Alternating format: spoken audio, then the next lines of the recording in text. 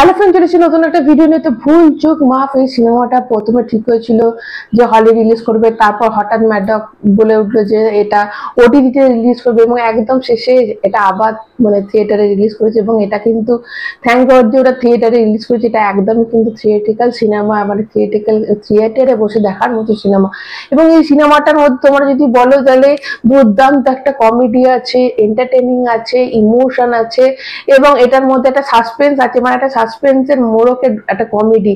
তো সব ওভারঅল বেশ সুন্দর একটা প্যাকেজ। এবং এখানে যারা মানে গল্প শুরুর আগে যদি বলি যে অভিনয় প্রত্যেকে ভালো করেছে এবং যারা সাইড যে ক্যারেক্টারগুলো রয়েছে, মানে মেন লিড ক্যারেক্টারের পাশে যারা রয়েছে তারা দুর্দান্ত অভিনয় করেছে।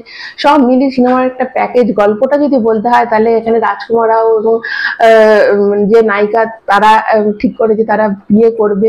তো বিয়ে করার পর মানে বিয়ে করবে এরকম ঠিক হয়, তো তারা এমন কিছু করে যে তাদের বাড়ির লোক বলে ঠিক আছে তাদের বিয়ে দেয়া হবে, কিন্তু মেয়ের বাবা বলে যে ঠিক আছে বিয়ে দেবো, কিন্তু 2 মাসের মধ্যে তাকে একটা সরকারি চাকরি পেতে হবে। তো ছেলেটা কিন্তু সরকারি চাকরি পেয়েও যায়। তো সেই হিসাবে রাজকুমার রাও তখন যখন পেয়ে যায় দিয়ে তাদের 30 তারিখে বিয়ের মানে একটা ডেট আছে, 30 তারিখে তাদের বিয়ের ডেট ঠিক হয়। কিন্তু ব্যাপারটা হচ্ছে একটা তারা মানে সেই 30 তারিখটা কিন্তু আর আসতে চায় না, মানে সেটা অনলি হয় ছেলেটার কাছে।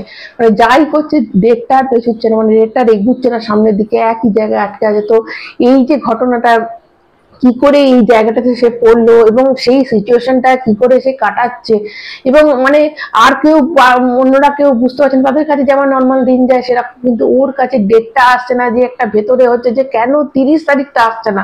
তো এটা কিন্তু একটা বিশাল সাসপেন্স এবং এখান থেকে কি সে বেরোতে পারবে, কেন এটার মধ্যে সে পড়লো, এই সবটা জানার জন্য সিনেমাটা অবশ্যই হলে গিয়ে দেখতে হবে। এবং অবশ্যই এই সিনেমাটা একটা তোমাদের বসিয়ে রাখার মতো সিনেমা, যে হ্যাঁ দেখো কমেডি সিনেমা এরকম না যে ভাড়া মজা, একদম সূক্ষ্ম কমেডিতে সুন্দর ডায়লগ, 5 লাইন ডায়লগ গুলো দারুণ দারুণ ডায়লগ। এবং যারা বলেছে, যারা অ্যাক্টর মানে যারা আর্টিস্ট যারা বলেছে তাদের প্রত্যেকের অভিনয় ভালো। এবং এবং রাজকুমার রাওকে আলাদা করে বলার কিছু নেই, দারুণ দুর্দান্ত নায়িকাও ভালো অভিনয় করেছে। আমি এই মুহূর্তে নামটা ভুলে যাচ্ছি, কি সামথিং গাব্বি এর টাইটেল। তো সেই আর কি দুজনের দারুণ ফাটাফাটি অভিনয় করেছে। এবং দেখো ম্যাডকের একটা জিনিস হচ্ছে এদের ভিজুয়ালাইজেশনটা দারুণ, এত ব্রাইট থাকে, সেটা স্কাই ফোর্স বলো, ছাবা, মানে ছাবা যে সিনেমাটাকে বিট করার মতো এই বছরে এখনো কিন্তু কোনো সিনেমা আসেনি। এবং ছাবার কালার গ্রেডিংটা দেখো দারুণ দারুণ, খুব উজ্জ্বল একটা কালার, বেশ ভাল লাগে। তো এখানেও সেরকম একটা মানে আই শুদিং একটা কালার রয়েছে, কালার গ্রেডিংটা ভীষণ সুন্দর।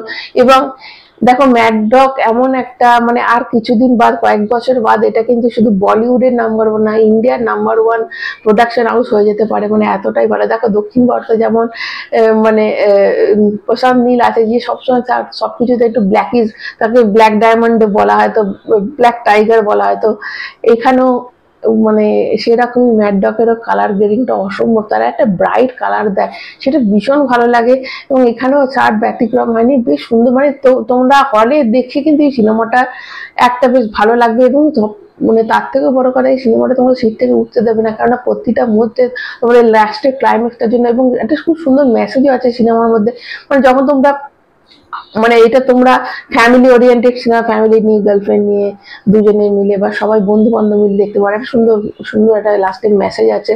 এবং সিনেমাটার মধ্যে টান টান একটা উত্তেজনা আছে যে শেষে সবাই বলবে যে আদৌ কি বিয়েটা হবে, কি হতে চলেছে। তো এটা বেশ সুন্দর একটা সিনেমা, অবশ্যই অবশ্যই সিনেমাটা তোমরা দেখতেই পারো, বেশ ভালো লেগেছে আমার। তো আপাতত এইটুকুই, ভালো একটা লাইক দেবে, আর যারা যারা দেখেছো তাদেরকে কেমন লেগেছে অবশ্যই কমেন্টের মাধ্যমে জানাতে ভুলবে না। এখন এইটুকুই, টাটা।